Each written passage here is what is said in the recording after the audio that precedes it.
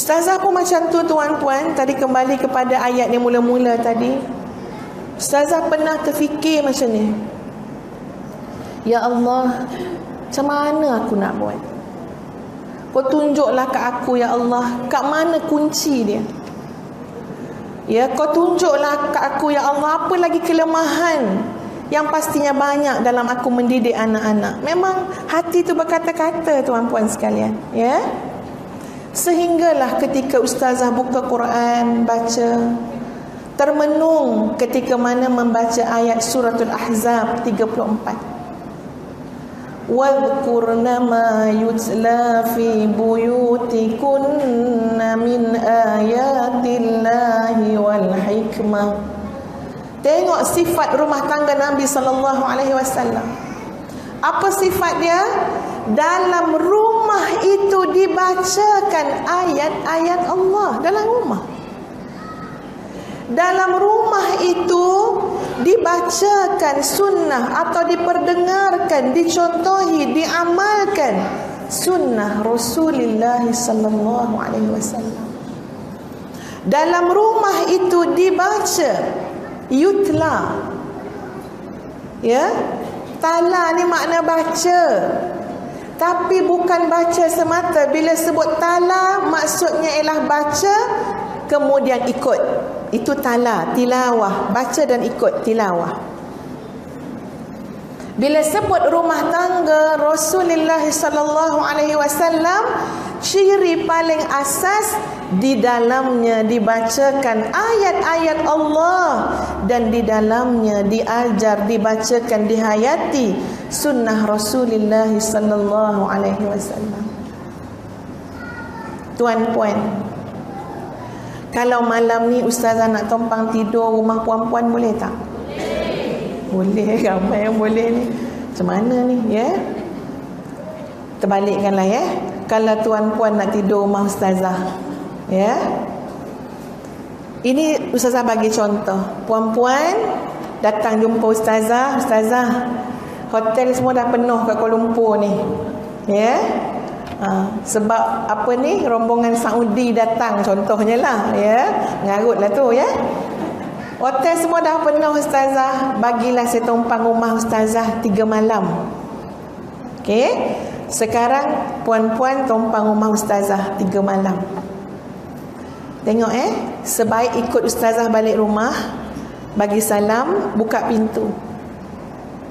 Bila buka saja pintu, tuan-puan sudah dapat gambaran seperti apa rumah tangga itu. Tak kira rumah tangga ustazah ke, ustaz ke, syekh mana ke, inilah penanda aras dia. Kalau buka pintu je, Assalamualaikum, kan? Assalamualaikum, anak pun jawab Waalaikumsalam. Tuh menyala TV sebesar dinding. Kalau tengok tanyalah ustazah, tahan lagi, ya. Tapi ini tak, lepas satu hiburan, satu hiburan, lepas satu hiburan, satu hiburan, tak berhenti hiburan. Itu yang tengok. Yang dekat telinga ni pakai earphone ni. Kalau tuan-puan dapati dalam rumah ustazah macam tu, ustazah nak kata pada tuan-puan, saksikanlah bahawa rumah tangga kami belum rumah tangga orang yang benar-benar sayang Nabi. Biar macam mana hebat pun pergi ceramah, sebut macam mana pun dalam ceramah, pergi tengok rumah masing-masing. Tuan-puan, tengok rumah kita masing-masing. Ustazah cakap bagi pihak keluarga ustazah, pergi masuk tengok rumah kamu, wahai Hafizah. Tu masuk saya baca ayat tu. Tengok rumah kamu. Rumah kamu, apakah rumah kamu yang dibacakan ma yutla fi buyutikunna min ayatillahi wal hikmah ataupun tidak? Senang je. Tak payah cakap panjang-panjang, ya. Tak payah sebut macam-macam. Semudah itu lihat rumah tangga kamu. Wahai orang yang mengaku mencintai Nabi sallallahu alaihi wasallam. Wahai orang yang mengaku sayang pada Nabi, sekarang tengok rumah tangga masing-masing. Tengok rumah kita. Apa yang diperdengarkan dalam rumah kita? Ada apa dalam rumah kita? Sebab rumah tangga yang sebenar tuan-puan, wadhkurna ma yutla fi buyutikunna min ayatillahi wal hikmah. Lepas ustazah baca ayat tu, memang hanya Allah yang maha mengetahui. Pasti kita ada juga kegagalan kita dalam menguruskan rumah tangga kita. Maknanya ya Allah, kadang-kadang tuan-puan payahnya nak dengar anak kita baca Quran. Betul tak? Payah nak dengar anak kita baca Quran. Bukan kata anak payah nak dengar baca Quran, mak pun 2 kali 5 juga. Mak tak pernah pun baca Quran, kata anak kita, mak bacalah dalam hati. Anak pun tak pernah dengar mak baca Quran, tapi mak marah-marah suruh anak baca Quran. Padahal rumah tangga nubuwah itu adalah rumah tangga yang di dalamnya diperdengarkan ayat-ayat Allah. Diperdengarkan ayat-ayat Allah, diperdengarkan, diajar, dihayati, diamalkan. Saya teringat tuan-puan, ada seorang syekh. Syekh ni ustazah kenal dari segi nama je lah Masa tu ustazah belajar dekat Jordan. Syekh ini antara syekh yang memang terkenal di kalangan pelajar-pelajar mutadayinin, mutadayinat yang berpegang pada agama lah, iaitu Syekh Abdullah Azzam.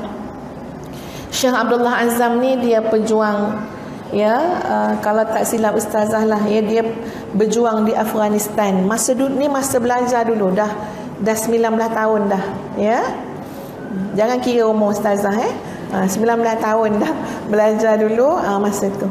Sampaikan kawan ustazah tuan-puan, dia namakan anak dia Abdullah Azzam. Sebab memang masa tu glamour lah dia di kalangan kami, sehingga dia syahid. Dia dah syahid dah. Ustazah ingat dalam bacaan kami ada sebuah buku kan, ketika ditanya kepada isteri Syekh Abdullah Azzam ni, dia kata suami dia terlalu sibuk, sangat sibuk. Sebab orang berjuang tuan-puan sekalian, rumahnya adalah dalam gua-gua tepi gunung-gunung Afghanistan. Dalam gua-gua tepi gunung-gunung, berpindah daripada satu tempat ke tempat. Itu strategi dia lah nak pertahankan negara dia.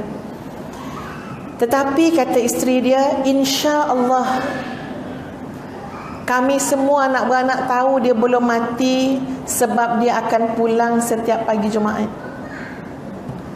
Jadi tahulah ayah ni belum mati lagi, sebab dia pulang setiap pagi Jumaat. Masa yang sangat sekejap, pagi Jumaat. Apa dia buat? Dia kumpulkan ahli keluarga, isteri dan anak-anak, semata-mata untuk mengajar tadabbur suratul Kahfi setiap hari Jumaat. Kadang-kadang bolehlah satu minggu tu 5 ayat, kadang-kadang bolehlah 2 ayat, tapi disiplin tu istiqamah tiap-tiap hari Jumaat mengajar apa? Suratul Kahfi kepada ahli keluarga.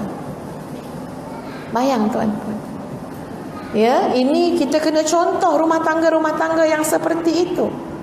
Dia pun dah syahid dah, dengan anak-anaknya sekali. Dalam perjalanan nak pergi solat Jumaat, tak silap ustazah, dia dibom sekali dengan anak-anak dan menantu. Apa dia buat dalam rumah tangga dia? Sesibuk mana pun mesti ada satu masa untuk apa? Diajarkan Al-Quran kepada anak-anak. Sungguh tuan-tuan. Jadi bila kita sekarang ni kan, macam tuan-puan nampak macam termenung kan, ni tengah fikir rumah tangga ke apa ni, nampak macam jauh sangat mandang ustazah tu. Ke dah nak balik dah ni, tak sabar nak baca Quran kat rumah ni ustazah, dia kata kan. Relax dulu sampai habis ceramah ustazah.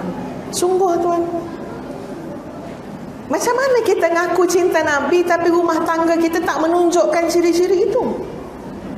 Dan ciri yang paling penting ialah hubungan kita dengan apa yang ditinggalkan oleh Nabi, iaitu Al-Quran dan Sunnah. Tuan-puan, ustazah sebagai seorang ibu dan guru, ustazah memang rasa menyayat hati sangat, menyayat hati apa yang berlaku dalam masyarakat. khususnya terhadap anak-anak. Tak ada lagi dah istilah anak saya, anak orang, anak orang. Tak. Anak orang lain juga umpama anak kita. Ya? Dan apa yang berlaku tu menyayat hati tuan-puan. Banyak sangat yang berlaku. Bayangkan seorang anak perempuan mengadu ataupun buat dia cakap dengan seorang polis kan. Ya, dia kata dia jumpa baby kan. Baby yang masih ada tali pusat. Ni cerita terbaru 2-3 hari dalam surat khabar. Tuan-puan baca surat khabar tak? Ke baca Quran je orang Seri Pulai ni ya. Meh saya cerita apa dalam surat khabar sebab Ustaz baca surat khabar. Tuan-puan, boleh dia kata kat polis tu ni dia jumpa anak, dia jumpa baby nangis kat tepi apa entah pagar rumah dia ke apa. Tepi grill. Dah bersih dibersihin dulu anak baby tu, tapi tali pusat ada lagi. Rupa-rupanya anak dia. Itu yang terbaru tu, ya. Sedangkan yang lain-lain sampai kita dah tak kisah dah cerita buang bayi ni tuan-puan, dah tak kisah. Dalam berita juga, apa naif sangat seorang anak perempuan tidur berdua-duaan dengan seorang laki-laki, lepas tu dia kata dia tak tahu pun laki-laki tu nak ajak tidur. Padahal dah pergi hotel. Ya, kena ajak solat jemaah dalam hotel tu. Dia kata dia tak tahu pun. Ya Allah, naifnya. Tuan-puan banyaknya. Dan ustazah ya berada di negeri Johor kan, berlaku satu musibah, ada anak-anak yang dilanggar kereta, anak-anak yang sedang berbasikal. Ustazah tak pernah cakap dalam Facebook ke, tak pernah komen dalam Facebook atau Instagram, tapi ustazah nak guna kesempatan ini untuk komen bagi pandangan ustazah. Ustazah rasa macam mana ya bila baca orang kutuk-kutuk mak bapak kutuk-kutuk mak bapak. Ustaz kata macam ni, mungkin dia tak ada anak. Itu Ustaz cakap. Ya, dia kutuk-kutuk, pandai beranak je, tak pandai jaga anak macam-macam kan. Ustaz kata mungkin dia tak ada anak, atau dia ni mungkin orang muda, belum kahwin. Sebab ustazah fikir tuan-puan, kalau kita ada anak, kita tahu macam mana mendidik anak-anak. Sebab itu ustazah simpati sangat dengan mak ayah. Tanpa menafikan mungkin ada segelintir ibu bapa di luar sana yang tak peduli anak. Tapi ustazah fikir kebanyakannya pasti nakkan yang terbaik untuk anak-anak dia.